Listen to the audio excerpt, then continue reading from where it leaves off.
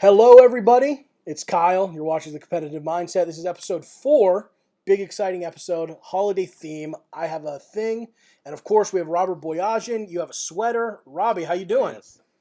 I'm doing okay. How about you? I'm doing great.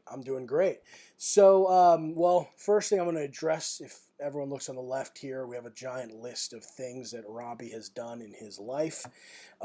First steps. Oh, shoot, we didn't put that on there. No, so Robbie in Force of Will, he got third place in LA, ninth at Worlds. He got fourth at ARG Anaheim, where he kicked my butt on stream. Fun fact. In Yugioh, he's just a savage, right? So it's for those you don't know, Robbie has a big Yugioh background. You write for Core TCG, right, Robbie? Yep. Right, so he's like super involved in the Yu-Gi-Oh community. He actually has a world championship top 8 in Yu-Gi-Oh. It's a pretty big deal. Yeah, you don't get there easily. Nationals, he got top 8, 12 YCS Tops, just a ridiculous card player. Coming from Yu-Gi-Oh, playing Force of Will. So the first thing I guess I think is just the natural question is tell us about jumping from Yu-Gi-Oh into Force of Will. What that was like. So basically the whole reason I started playing Force of Will is Core TCG. They're trying to back the game, and they're like, hey, we have all these cards. You're free to play in this WGP LA or whatever that's coming up. Top, 3 gets this invite to Japan, so obviously that's a pretty big incentive.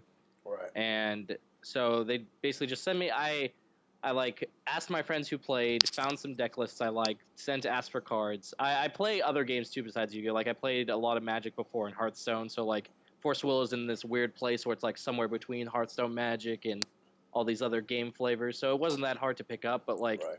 I never really practiced before the WGP. Yeah. Like I remember building the deck and thinking that like there was like one combat phase like Magic, and like I didn't know how all the rules worked. But yeah, and so in terms of like jumping from like that was my experience jumping, but as like a Yu-Gi-Oh player, like would normally go into this kind of game, it's obviously very different because Yu-Gi-Oh there's no like mana system, Right. like resources are very different. Like it's a very much value game, whereas like all these other games that involve mana are very tempo based because you have to be like in addition to card advantage, you have to worry about being like mana efficient against your opponent. Right. So Yeah, that's a big deal. Especially like a lot of people I talk to who come from Yu-Gi-Oh, they have there's a little bit of a challenge there because tempo just doesn't really exist. Yeah, Do you think there's any Yu-Gi-Oh players switching over to Force of Will? Is there anything that from Yu-Gi-Oh would give them maybe an upper hand, or do you think it's mostly like you should have played Magic before? No, I think there's plenty of things like because they have this Yu-Gi-Oh, like because they're so stuck on the Yu-Gi-Oh mindsets, their card evaluation is different and their theory is probably a little different. Right. And like being different isn't necessarily a bad thing, right? Because everyone's on this one train where like, oh, tempo aggro, whereas the Yu-Gi-Oh players like, oh, no, I just want value. So they'll like try to play these mid-rangey or control strategies that are so centered around the value aspect. Right. That they kind of just get stuck there, which isn't the worst thing because like you don't really have to worry about mana efficiency the same way if you're playing a control deck as you would an aggro deck in like a mirror or something. You know what I mean? No, yeah, So, definitely. yeah. Now, would you consider yourself more of a control player or aggro? In Force of Will? Force of or Will, in card yeah. games in general? Force of Will. And in Force of Will, I guess I'm more control. Like I've always liked mid-range value things in control. So yeah, I don't like aggro. I'm not a fan of like playing a 1-drop and turning it sideways. So yeah. Yeah, I love that for some reason. Just the more sideways action, the better. I always say. Okay, yeah. Well, I think that's an interesting perspective because a lot of people, at least in my area, when they switched over to Force of Will from Yu-Gi-Oh, they all jumped on. It was back. When Abdul was the big, was the deck to beat, right? And it's funny because I feel like every single format we're gonna have that card or that deck, as is with all card games that everyone wants to complain about. Abdul was the one back then, and they all jumped on Abdul, which is more of a control. So I definitely see it in my area as well, the same sort of thing. Now we're going into a new format, right? So as far as control comes. When you want to talk about control, it's reflect and refrain is now the new. It's very versatile, obviously, but the control ruler to beat in this situation is reflect refrain. Now, when you're personally going into a new format, I know you had to do this for Worlds where it was a limited format. How do you go about preparing for the unknown meta? As a control player, or just as As a in card games player in in general, yeah.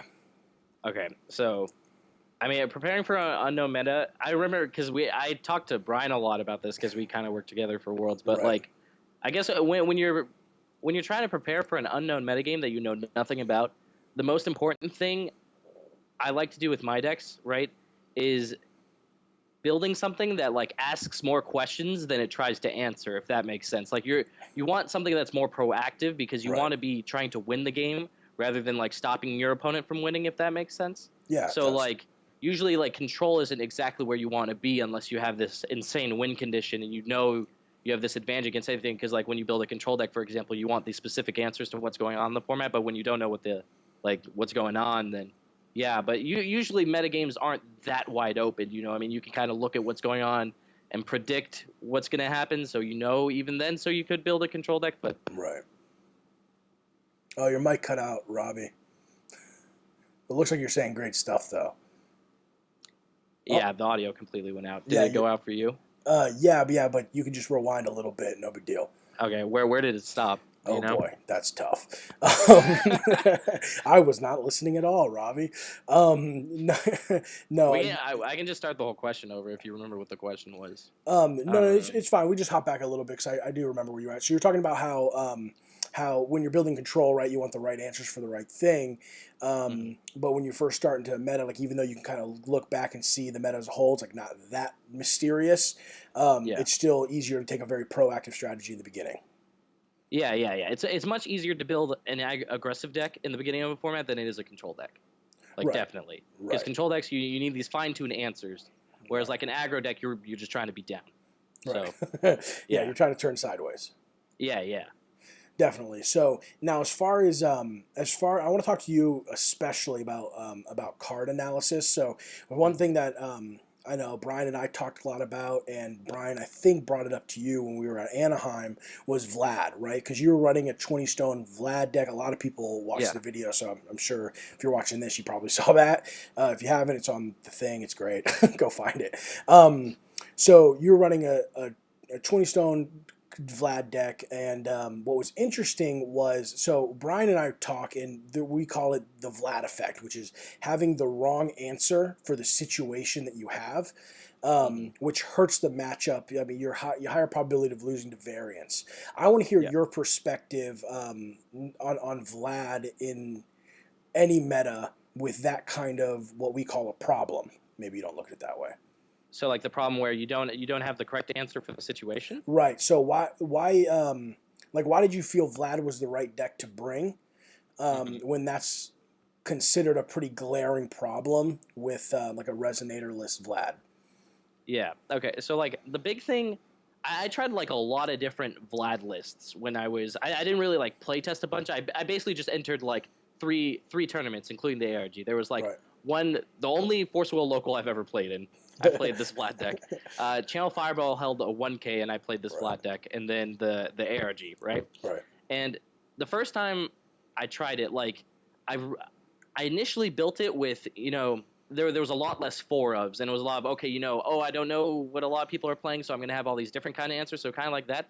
And then I realized that, like, there's the removal in Force Will is very efficient. Like, Stoning to Death kills anything. Flames of the Outer World kills anything. Like, you never run into that problem where you don't have an answer that doesn't like line up with their threat, because it just doesn't happen based on like what's going on in the format. Like Dark Purge was the card that I like kind of came to at the very end is like, oh, this deals with Lancelot and a lot of small stuff. Like it doesn't deal with big stuff, but that's not a big issue because like if they're playing big stuff, you've already like slowed down the game enough where it doesn't matter. Like the big innovation with the Vlad deck, it like wasn't 0 resonators. That's just like, okay, it makes sense that if your win condition is your ruler, I don't have to play dudes to kill you. Right. Like 20 stones, that was a big deal because that made like the control matches and like the mirror especially like basically buys. Like no, like I played against a Vlad deck in top 8 who only had 12 or 11 stones or something, and it doesn't matter how bad the early game goes. Like, I felt so bad for the guy because you can watch them realize that they can't win. Right. And then, like, they start siding for the next game, and then they make that same face. They're like, Right. I really don't know what to do. But the biggest thing that, like, got me on the Vlad deck was that, like, you don't need a card advantage engine. Like, first I tried Necronomicon, and then I tried Realm of the Dragon King as, like, ways to, like, basically get free stuff in. Right? Like, but if you look at that last list I made, there's 0 card advantage. There's no 2-for-1 sweeper. Right. There's no Necronomicon, no nothing. And, like, that's what really made this deck so great. It was that, like, I can play the best removal cards in the game that, like, you know, are super cheap because they're not 2-for-1s, and they just eventually can't do anything. Like, the thing I messed up at that WGP is I didn't realize I should have played Forsyth, and I didn't realize that Percival was the card I should have been playing, because Percival can find Scyther Bow. Right. And then, like, because no one's playing Split, I could have just cut Keen Sense, and then I could have cut Susanoo Woe. And then, like, the last version of that deck I had before the Twilight Wanderers or whatever this set was released was literally just 10 4-ofs. And I think that was, like, by far the best deck in the format. Like, it's really hard to lose against even Knights with that deck. Like, because they just run out of steam. It's a little different now with Reflect Refrain, right? But basically they run out of steam. They have a bunch of cards that don't do anything against you, and, like, if they try to win with your ruler, you'll probably have a Scythe up by then, and it's whatever. And you're only really, like, playing against Split. So yeah, I don't know. So yeah, continue with whatever question you had. I don't even remember what we were talking about. No, it was great. Yeah, it was interesting. That's a really interesting point, because it really was, with Vlad, what you were doing, and I think what most Vlad decks are really striving to do, is cause your opponent just to kind of fizzle, right? To get to a point to where it's like, I'm kind of out, like, I've used all my real good cards. Now I just have Guinevere's left. Like, what am I going to do with a Guinevere? Yeah, well, Guinevere's another thing. Like, that's a must-answer threat. Like, I remember someone telling me halfway through the tournament, like, oh, what happens when they play, you know, like, when they draw too many Guinevere's. Like, round 1, I had my opponent play 3 Guinevere's against me, and I didn't have, like, the instant speed removal anytime. And, like, just taking a -1 didn't even matter, because, like, it's that same thing. At one point, they just run out of gas, and you have so many stones that, like, even if they're playing a dude a turn, you don't even have to kill it. You drain them for so much, it just doesn't matter. Right. Yeah, that's super interesting. Yeah, it was a really unique list, and the stone base was just bananas. Like, yeah, I messed up on the stones, though. Yeah, I definitely 2/2 Moonlights or whatever wasn't the way to go. Yeah, that was something. Yeah, yeah. Definitely got me. You hit both those moonshades back to back, didn't you? What's the on probability on the one time I was on video? Yeah. Right. So that was kind of crazy. Yeah, I remember I was reading the comments, and someone even said that, like, oh, he didn't even, like, drain with Vlad, and I realized I didn't. Like, I was so frustrated that I hit Moon. I didn't even try to get the light. Yeah, you're so like, jeez. Well, I think you just know you lose at that point. That's so tough.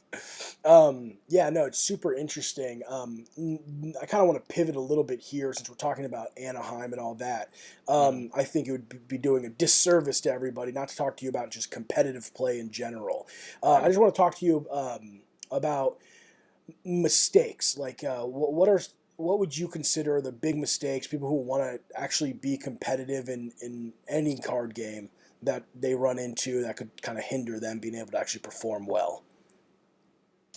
That's a pretty open-ended question. Oh yeah, mistakes in, like, tournament play, mistakes in mindsets, mistakes in. Okay, yeah, this is the competitive mindset, right? So, do you want me to tell you mindset mistakes? It looks like Robbie knows the name of the show. This is so great. Yeah, let's talk about mindset. Let's talk about mindset. Like, what? Everyone calls himself a competitive player, right? Like, we ask enough people, they all say it. What's the difference between someone who says they're a competitive player and who actually competes at a competitive level? I think a big thing has to do with how, like, emotionally involved you're in. Like, I see a lot of people play, you know, they want to be competitive, they want it so bad that they let it, like, destroy them in some ways. They let it like set them back, right? Like, they'll make a mistake in game, and rather than thinking about, like, oh, why did I make that mistake? Like, what, like, line of thought led me to that? Or, like, how do I recover? Or, like, even in that exact game, like, oh, I messed up, how do I recover? Instead, they'll just, like, full tilt and collapse or something, right?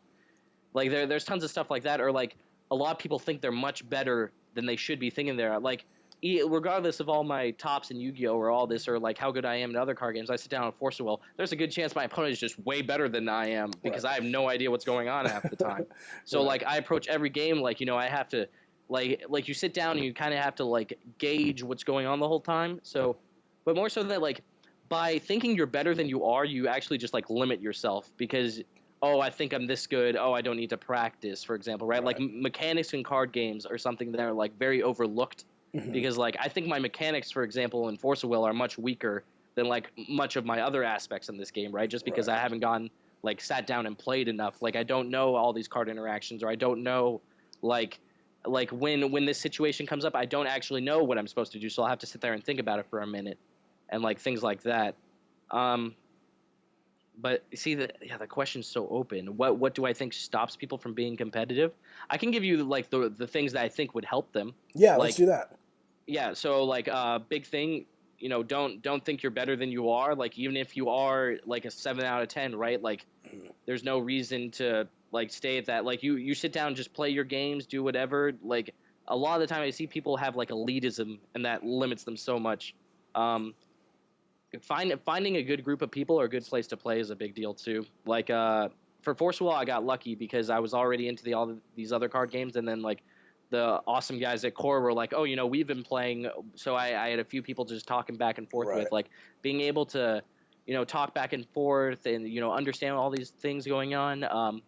So yeah, 3, like playing, like actually sitting down and playing is a huge deal. Just Right. getting all that done. 4, like theory, card game theory is like we could talk about that for hours, and it's Right. different for every card game, and that's what makes it so awesome. Yeah. But like how like understanding why it's important to be mana efficient, or like understanding how much mana is worth versus like cards Right. are worth, if that makes any sense. Like this card is 3 mana and it does this thing versus this card is 2 mana and it does this thing like a little worse. Like when is this card better than that card or something, right? Right. Right. So I don't know. Like I think I think people limit themselves with just these mindsets. Oh, I'm better than these people. Oh, I don't need to play as much. Oh, this is the best deck and this is what I'm going to play. Like Right.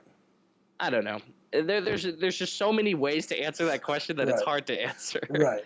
Like Yeah. you can show me someone that I could tell you like, oh, this is what this person needs to do, but like just saying that is like, oh, well, who knows? Yeah, no, it is interesting, and it is hard to answer because I think it's very much on a person to person basis. I Yeah. know, I know guys who lose on the bubble every time, right? That you're Yeah. actually talking to one, believe it or not, and I know other people who will always they almost always get to top 8, but then they end up losing the first match in top 8, and it's Yeah. it's kind of interesting to think about like what is the difference between someone who could the two people can play on the exact same deck, right? You had some other people at the event in Anaheim that took the same deck as you. One person Yeah. will go farther, one person won't. Yeah, sometimes it's a matchup, but I actually firmly believe the competitive mindset is actually the person who's playing, right? Yeah, I mean, there's a big thing. Like I fell into this trap when I played Yu-Gi-Oh a lot. Was that I would get satisfied when I would hit like top cut, right? Like hit top 32 at a YCS. Like not the big deal. Oh, I got my playmat, but like oh, I topped, Right. and like I would get satisfied with that, and because of that, I wouldn't like strive to win. Like Mm, being hungry to win is really important. I think in Magic there's a term called like the fire, right? And right. like they've written a bunch of stuff on like the fire to win a tournament. And like you could really tell when someone has the fire because they're just like playing better than they've ever played. And it's not Right. necessarily practice. It's just like they're hungry to win, but not to the point where they're making all these emotional mistakes like Right. tilting and everything. But they know they're like because they want it, it helps them get it. That's Like super because if I interesting. enter a tournament and I don't want it, then like it's hard. But at the same time, like I could say the WGP, like I wanted to get third or whatever, right? But like I wasn't hungry and I Right. didn't exactly know what was going on. But somehow like not caring about it did help me Right. in some ways, like I'm sure, but I Yeah, don't know. it's interesting because like there is a lot. It's really hard to pin. Oh, excuse me, I hit my screen. It's really hard to pinpoint what really it is, right? Because I look at I look at you for example, like you just said, at the WGP in LA. you didn't really want it as much as maybe someone else did, but you still end up getting Yeah. third. Look at Yeah. Brian Liu at Houston. There's no one in the building who wanted it more than Brian to Okay, get third yeah. place. Said he had the fire, and Right. that's exactly it. Yeah, exactly. So here's the thing: like, is that able to be the fire or whatever, the hunger to be first at the event or whatnot? Is that something that you can create for yourself? Like, where does that come from, you think? I don't know if you can create in the way that like you can completely fabricate it. Uh-huh. I'm sure in like in an instance you can, right? Like in this game you're like, I want to win. You just like find a reason in your head and you can Right. set yourself on it, but like you just genuinely want to, like you need to want to win. Like Right. you need to, but like a lot of that, like that wanting to win happens before the tournament starts. You know what I mean? Right. This happens like weeks before when you start testing, weeks before when you're starting to build your deck, weeks before when you're like, you know, asking other people to see where they're at to try to get, you know, like on a place that you like or like a path that you're comfortable with. Uh-huh. So like it matters in the tournament, sure, but like there's so much before the tournament in card games, you know what I mean? Right. So, yeah, there is yeah. there is a lot before, and everyone gets so weird about their before tournament like procedures, right? Like I have one buddy who's like, I will not sleep the night before, and I will make sure I don't sleep. I will be tired the next day, and I will do great. And he scrubs all the time, right, or whatever. Are you weird about like your before match or before tournament stuff? No, I think I used to be at one point. I had a friend who he's like a Yu-Gi-Oh legend, like 3-time YCS champion, who he used to ritualistically take baths like the morning of tournaments. Like bubble But, baths or no bubbles? Yeah, like bubble, like I don't know, whatever the hotel would allow him to do. But like, I don't know, like I don't think there's any ritualistic. Like it's the healthy things that help, like getting a good night's sleep, Right. eating dinner, eating breakfast. Like this is what will help you win, What? not like not sleeping the night Right. before. So Make sure you bring a Yeah. jacket. Sometimes the YCS can be Yeah. cold and chilly. Exactly. Right. Yeah, it's funny. It looks like your mom's always right, even at the Yeah, force of I will. mean it's true though. Like Right. it's crazy how important eating and like a full night's sleep are. So. Right. Yeah, definitely. I think it's super important. I know like myself and even like, you know, I manage the whole competitive team. We have like Yeah. 6 players and like I try to tell none of them listen, right? Like no one cares like about what I say ever, but I'm always like, listen. So you're guys, the team mom. I'm the is what you're telling us. team. Do you pack them snacks? Team dad. I'm a father. These are all my children, and I love Sure. them. No, I don't pack them lunch. I No, get not them. lunch, snacks. You need Oh to yeah, a bring lot like of snack snacks. packs. Yeah, but baked Cheetos. They gotta watch their calories. Yeah. Yeah. Okay. Intake is, you know, it's important. Yeah. But it is funny because I remember one time when I was going to it was a regional for Yugioh, and I was ready, right? Like I had everything I needed. I brought power bars. Like I'm like, this is gonna be energy during the tournament because they won't give me a lunch break, and I'm gonna have a power bar. No one else is gonna have a power bar. This is gonna be crazy. No one's gonna keep up. That will set you apart from the crowd. Oh, It's definitely. underrated, Yeah. the power bar. Yeah, it's very underrated. It gave me the fire.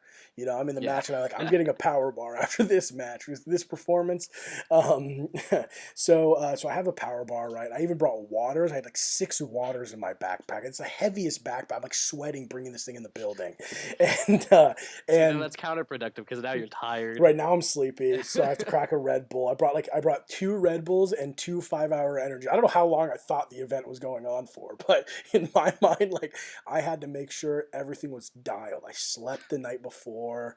I showered in the morning. I woke up early to shower. You know, I did everything. So I go there and I go to the event and okay, I lose on the bubble, but Happens. But I had the power bar. Nah, whatever. There was like 1,000 people. I got 40th. Not bad. Listen, dude. It's no first at world champion top 8 at world champion of Yu-Gi-Oh. But you know, it was a dream that came true. I was sitting there in the 40th slot, just looking at the guy to my right. And go, 41, huh? Yeah. No power bar. So I don't know. What am I talking about? Anyway, yeah. I'm in my own world. Yeah, I don't know how we got here. It was a good place, though. I really felt at home. Anyway, one more thing. we're reaching the end of our time here, so I'm just going to ask you one more thing that I meant to ask before I went on that weird tangent. So what I was going to ask was about so Nats are coming up, right? And a lot of people are getting ready for the national tournament, the ARG thing, $5,000 prize. Because there's a new set coming out. Yeah. When do you sit down and like go hardcore? Let me figure out my deck. Do you do it now, or do you wait until the 2 baby ARGs we have this weekend to get an idea? Yeah, you definitely start now. Like, it's very when all the cards are released, like everything's spoiled, it's very easy to start, right? Because there's 2 like very obvious best decks, right? Like there's like Alice World and Knights, right? Right. Like both using Reflector, probably the 2 decks that like you look at the card pool and you're like, wow, like okay, well Knights were the best before. Reflect makes all these aggro decks way better, so that makes sense. And Alice World, like, okay, well, this is like one of the best combo decks. It got even better 1-drops. Like you now have that the fairy that taps for white or whatever, and you have a way to search your combo pieces and protect it. So like it's very easy to start there and think like, okay, well, what cards do I want in the Knights mirror? What cards do I want in the Alice World mirror? Is there any deck that I can use to like beat these 2 decks? So like you kind of do that, and then you look what other people are doing, because like you definitely like if you don't start now, right? And you just kind of like, net deck whatever from the ARG and go from there, like that really limits where you could be, because you're starting off with this bias that like, okay, these cards are good because these people top 8'd with them. Whereas before, like you could have your own deck, right? Like you don't lose anything by building your own version of whatever deck, right? And then you see how other people top 8, like, oh, I didn't think of that card, or oh, I think they're missing this, like etc. I see. Yeah. Yeah, no, I think that's super valuable, because I think people get caught in a trap. Now, this is insanely popular in Yu-Gi-Oh! And Magic, I think it's a little bit different. But just the net decking thing is like, it can be a curse. Yeah, it's a little different in Yu-Gi-Oh! Though, because like in games like Magic and Force of Will, it's there's like more counters to things, right? Like the whole control, aggro, mid-range, like circle. But in Yu-Gi-Oh, there's usually a best deck, and it's like, whatever this deck, because it has the best cards. Because there's no aggro, control, mid-range in Yu-Gi-Oh. They're all basically the same decks. Or they're trying to do the same thing. So it's a little different in there, where net decking is like very much more rewarding in those games, because you want to be on those strategies. But yeah, but like this set, like Reflect Refrain is just the most ridiculous card I've ever seen printed. Like I remember seeing that like in the beginning, and I just couldn't believe all of these things that they put on this freaking card. And I'm just like, wow, like how could you just that card invalidated my whole entire Vlad deck. Like they're gonna play a Gwyn on one, I'm gonna thunder it. Oh, you're gonna pump it? Okay. Are you gonna play what Lancelot on 2? I have Dark Purge. Oh no, you can pump it. Okay. Oh, I'll use that new card, Burn to Cinder. I'll Burn to Cinder. Oh, you can pump it. Oh, okay. Oh, you can search Split Heaven and Earth, and then untap your guy and have counter backup for when you play Split Heaven and Earth against my Vlad deck. Okay. This is fair. And then you pump it. Yeah, you can pump it. But like, or like, oh, you're drawing too much removal against my creatureless deck. Oh, you can just draw another card and put the removal to the bottom. Who knew? Pump it. What are you doing here? Oh, there's a human. Hi, back there. Yeah. So yeah, dude, that's true. You can pump anything. You can counter everything. It is nuts, and it's funny because I was talking to Quinn about it, and I was like, when they were testing this card, what were they thinking in their mind where they were like, you know why this card isn't a problem? Because we have this, so it should be okay. Like it's so many effects. It's a lot. Yeah, no, it's ridiculous. But I could say the same thing about Vlad. Like Vlad is definitely like pre-refrain. Vlad is by far the best ruler, not close. Like I don't think any argument exists that this card that literally it stabilizes the game, it wins the game all on its own. I don't have to flip it. You can't interact with it. Like that's crazy.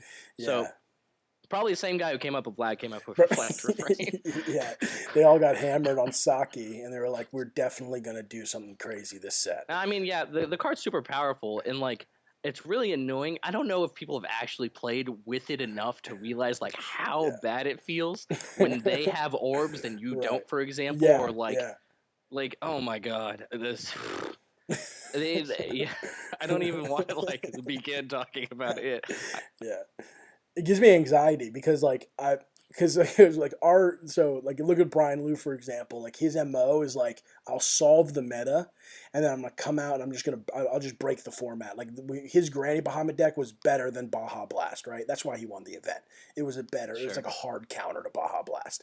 That deck, Okay. no, See, dude. I didn't play that format, so I wouldn't know. Okay, yeah, Like there you go. after the WGP, I just didn't pick up Force of Will until last game. Right, right.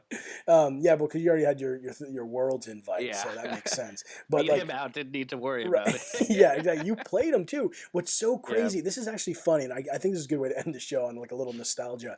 What's super funny is Robert beat Brian in LA that knocked him out from getting into Worlds, right? That was that Yeah. game. Did he lose to a misplay? Is that what happened? Yeah, Or did you just savage him? I don't know what actually happened. Like, because what he said and what I saw are seriously different things. I guess he had like 2 splits Okay. and a dude with 5 mana, right? And it's like a 3-drop with 2 splits. Right. And double split kills me, Right. but I'm representing counter magic.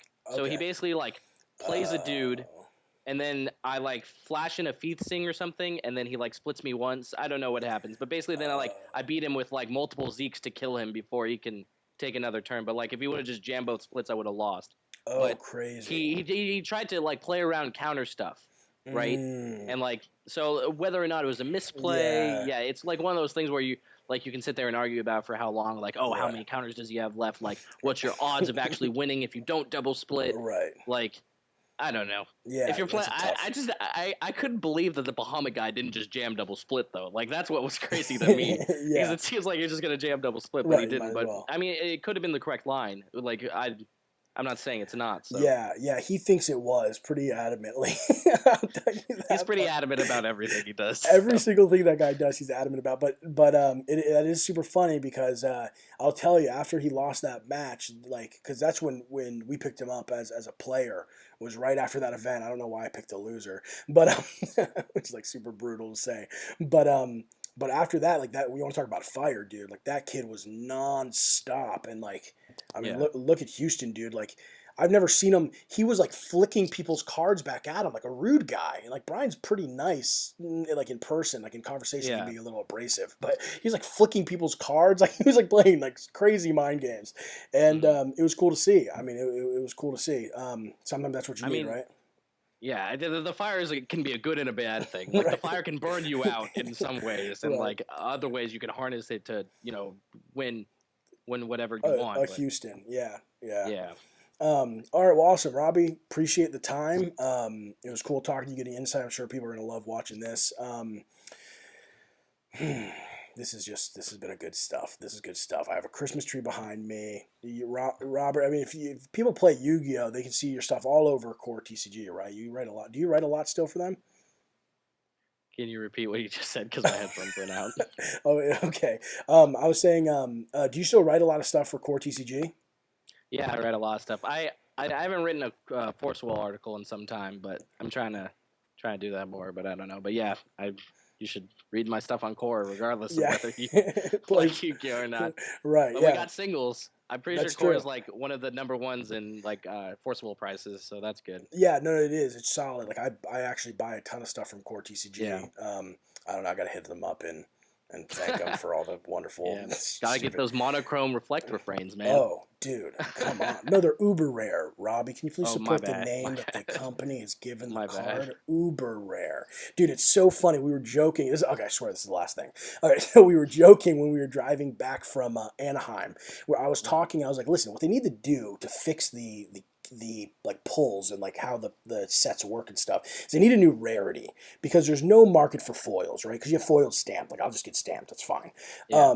Or there's people who just want the commons. Like foils are kind of this awkward. So I was like, hey, they need to create a new rarity. We're all like talking about names and we were like, oh, Judgment Rare, that'd be sick. Like just saying all this stuff. And then then Brian goes, Uber Rare, all weird. And I'm like, never in my life will I hear a company say that their newest rarity is called uber rare. They already have super rare. They're not going to drop the S. Like, what maniac anyway? The guy who created Vlad and Refrain also named the freaking rarity of the new set. So anyway, uber rares are here to stay. There's no scratch and sniff on the card, which I was very disappointed about. But yeah, I didn't get that joke at the beginning, and then I saw like the letdown of people who thought there was scratch and sniff. So I dude, still I don't know was what happened that with that. guy. I was him. I really wanted the scratch and sniff. Were the uber rares supposed to be scratch and sniff, Dude, or if were the that would be cruel, just big scratch marks on the front of your okay? cards. No, there was something else in the card that was supposed to Yeah, be scratch and yeah, sniff. it was the QR code. Okay, So like you were supposed to scratch the QR code and put it to your face like an insane person and smell it. And then like, well, at first I was like, that's ridiculous. But then I thought about it. And I was like, wait a minute, great idea. Because if I'm face smelling a card, someone's gonna be like, what are you doing, guy? And I'm like, oh, force of will QR codes scratch within the and sniff pack. QR code. They're Yeah, scratch Edgy's and clearly a genius. yeah, So, dude, he just thought of the greatest marketing scheme. It starts the conversation, right, and then you're passing around anyway. So I thought I actually passing like, around the scratch and sniff. yeah, Have you guys sniffed this yet? yeah. Have you not, hey, sir? Can you smell the card, please? Please. Not apparently. I try to give way too much credit to that joke, and well, we all got trolled hard. Um, so I'm gonna let you go here. I appreciate all the time, everybody. You'll see Robbie stuff on Core TCG. You can also buy singles there. I mean, I buy my singles there to be honest. So I like it. I think you will too. Their customer support's good. I had to return like a return once. Or like they sent me the wrong card and they like did it super fast. Anyway, like they're just cool guys. Support those people. Anyway, make sure to like, follow, do all the crazy stuff that I scream to everyone to do every time. Anyway, so Robbie, appreciate it, and we'll talk to you later. And we're gonna see a lot of you season 2, I'm sure. Yep, of course. Awesome.